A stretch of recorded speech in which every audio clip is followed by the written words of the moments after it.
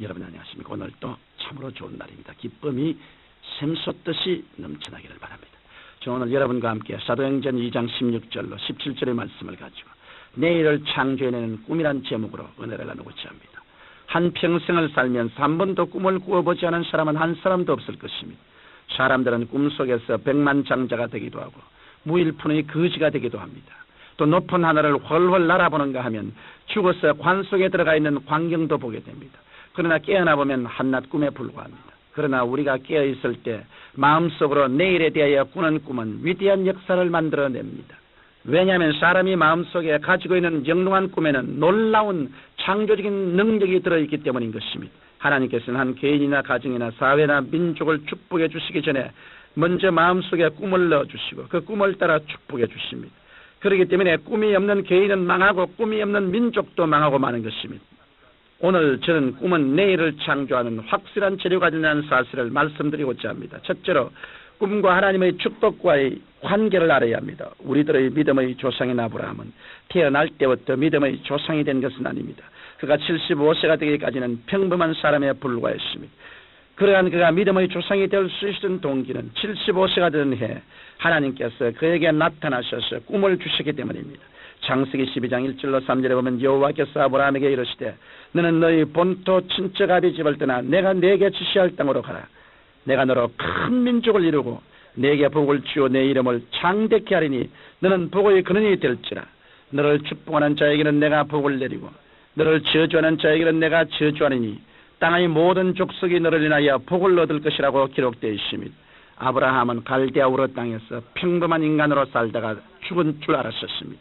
그런데 하나님께서는 그에게 갑자기 영롱하고도 찬란한 새로운 꿈을 심어주심으로 말미암아 그의 마음속에는 고향을 떠나 가나안 땅으로 가서 큰 민족의 조상이 되고 온 세계 만민의 축복의 근원이 될 것을 꿈꾸었습니다. 이러한 꿈을 가진 아브라함은 그의 아내와 함께 본토 친척 아비 집을 떠나 가나안으로 향하는 모험을 시도하였고 아브라함을 통하여 오늘날 유대 민족이 형성되었던 것입니다. 이처럼 하나님께서는 아브라함을 믿음의 조상으로 축복해 주시기 전에 먼저 꿈을 심어주시고 그 다음에 축복해 주셨습니다.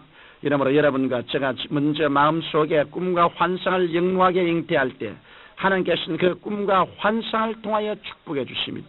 여러분의 마음속에 아무런 꿈도 가지지 않고 어둡고 캄캄하고 절망적인 심정을 가지고 있으면서 유행만 바란다면 이러한 사람에게는 하나님께서 아무 역사도 하실 수 없었습니다. 하나님께서 사용하신 사람들을 보면 다른 사람들보다 지혜나 지식이 탁월한 사람은 아니었습니다. 그럼에도 불구하고 하나님께서 사용하신 까닭은 그들의 마음속에 뚜렷한 꿈을 가지고 있었기 때문입니다. 이러므로 하나님의 쓰임을 받고 축복을 받기 위해서는 먼저 영롱한 꿈을 꾸어야 합니다. 사도행전 2장 17절에 보면 하나님께서는 성령으로 말미암아 젊은이에게는 환상을 넣어주시고 늙은이에게는 꿈을 꾸게 해주시겠다고 약속하셨습니다. 이러므로 우리는 이 약속을 힘차게 부여잡고 내일에 대한 꿈과 환상을 가져야 합니다. 그래야 할 때 뚜렷한 꿈을 간직한 아브라함에게 축복이 있었던 것처럼 하나님께서는 영롱한 꿈을 가진 우리들에게도 반드시 축복하실 것입니다. 둘째로 그러면 구체적으로 꿈을 성취하기 위해 인간편에서 무엇을 해야 할까요? 먼저 꿈을 성취하기 위해서는 목표를 분명히 해야 합니다. 오늘날 너무나 많은 사람들이 막연한 기대 속에 살아갑니다. 막연한 기대는 그것이 형체가 있는 실제로 변화될 수 없습니다. 사람의 얼굴을 그리려면 이목구비를 뚜렷하게 그려야 합니다. 둥글게 원만 그려서는 사람의 얼굴이라 할 수 없습니다. 이와 마찬가지로 여러분의 꿈을 이루기 위해서는 목표를 분명히 해야 합니다. 종이를 펼치고 목표를 구체적으로 조목조목 적어보아야 합니다. 그래서 여러분이 안전하거나 전학교나 여러분의 목표가 영롱해져야 합니다. 제게 신앙상담을 하기 위해 찾아오는 많은 불우한 사람들 중에 대부분은 자기가 무엇을 해야 할지 모르는 사람들이었습니다. 그들은 이것도 좀 해보고 저것도 해보는 말하자면 목표가 없는 사람들이었습니다. 이런 사람은 도저히 꿈을 이룰 수 없습니다. 이러므로 우리의 꿈을 성취시키려면 먼저 뚜렷하고 분명한 목표를 세워야 합니다. 또 그 다음 꿈을 성취시키려면 세운 목표에 대한 뜨거운 소원이 있어야 합니다. 하나님은 미지근한 것을 좋아하시지 않았습니다. 요한계시록 3장 15절로 16절에 보면 내가 차지도 아니하고 더웁지도 아니하도다. 내가 차든지 더웁든지 하기를 원하노라. 내가 이같이 미지근하여 더웁지도 아니하고 차이도 아니하니 내 입에서 너를 토하여 내치려고 말씀하셨습니다. 이러므로 목표가 확정되었으면 그것을 뜨겁게 열망해야 합니다. 쇠는 벌겋게 불에 달아져야 망치로 때려도 낫도 만들고 호미도 만듭니다. 마찬가지로 우리 마음의 소원이 활활 타오를 때야 성령께서 그 소원을 사용하여 꿈을 성취시켜 주시는 것입니다. 또한 꿈을 성취하기 위해서는 바라봄의 법칙을 사용해야 합니다. 하나님은 우리의 운명을 바꾸시는데 바라봄의 법칙을 사용하십니다. 눈에는 아무 증거 안 보이고 귀에는 아무 소리 안 들리고 앞길이 칠흑같이 어두운 절망에서라도 이 바라봄의 법칙을 사용하면 전혀 새로운 세계를 바라보고 믿는 기적을 체험하게 되는 것입니다. 우리가 어떤 목표를 집중적으로 바라보면 그 목표가 우리에게 끌려오거나 아니면 우리가 그 목표로 끌려갑니다. 하나님은 이 법칙을 사용하셔서 하늘의 별과 같은 자손을 아브라함에게 끌어다 주셨고 얼룩덜룩한 양과 염소를 야곱에게 끌어다 주었습니다.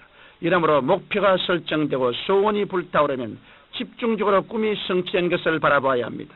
마지막으로 꿈을 성취시키려면 확신이 올 때까지 기도하는 일과 창조적인 시인이 필요합니다. 우리가 분명한 목표를 불타는 소원으로 바라보며 기도하면 어느 순간에 갑자기 꿈이 성취되었다는 확신이 옵니다. 이 확신은 하루 만에 올 수도 있고 수개월 걸릴 수도 있고 수년이 걸릴 수도 있습니다. 이러므로 우리는 확신이 어느 순간에 다가올지 모르므로 소망을 갖고 확신이 다가올 때까지 계속해서 기도해야 합니다. 꿈이 이루어진 모습을 바라보며 계속 기도하여 확신을 얻었으면 이제는 그 꿈이 성취한 모습을 담대히 입으로 시인해야 합니다. 우리가 입으로 시인한 말에는 놀라운 힘이 있습니다. 예수님께서 죄를 사하실 때도 말씀을 통하여 사하셨습니다. 병든 자를 고치실 때도 말씀으로 하셨습니다. 이처럼 말에는 꿈을 현실로 하는 창조적인 능력이 있는 것입니다. 청취자 여러분, 여러분이 내일에 대한 위대한 성취를 하기 위해서는 먼저 여러분의 가슴 속에 꿈이 있어야 합니다. 하나님은 이 꿈을 통해서 우리를 축복해 주십니다. 성경 창세기부터 요한계시록까지의 하나님의 말씀은 우리가 위대한 꿈을 꿀 수 있는 재료인 것입니다. 이러므로 성경 말씀을 부지런히 읽고 듣고 연구하고 묵상함으로 우리는 인간의 상상력을 초월한 위대한 꿈을 꿀 수 있는 것입니다. 여러분은 꿈을 꾸되 목표를 분명히 정하고 그 목표에 대한 불타는 소원을 갖고 이것이 이루어진 모습을 지속적으로 바라보며 기도하는 구체적인 상황으로 들어가야만 하는 것입니다. 마음의 확신에 따라 담대히 시인하면 여러분의 장래에 인간의 상상을 초월한 성령님의 가입하심이 나타나서 기적이 일어나고야 말 것인 것입니다. 찬란한 내일은 오늘 여러분의 마음속에 어떠한 꿈을 가지고 있는가 이 꿈에 달려있는 것입니다. 꿈을 갖고 그것을 성취하기 위한 확실한 구체적인 목표와 계획을 세우고 이를 항상 가슴에 간직하고 바라보게 될 때 하나님의 성령의 역사는 일어납니다. 살아계신 아버지 하나님, 모든 청취자들이 꿈을 갖고 믿음으로 살아가게 도와주옵소서. 예수님 이름으로 기도합니다. 아멘.